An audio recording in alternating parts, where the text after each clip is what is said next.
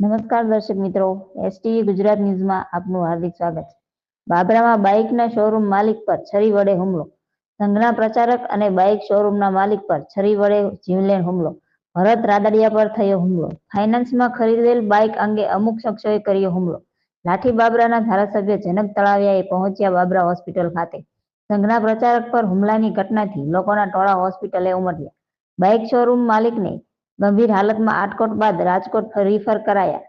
Police દ્વારા હુમલાખોર કોણ તે અંગે તપાસ શરૂ કરી। પ્રતિનિધિ ફારૂક બિલખિયા, અમરેલી।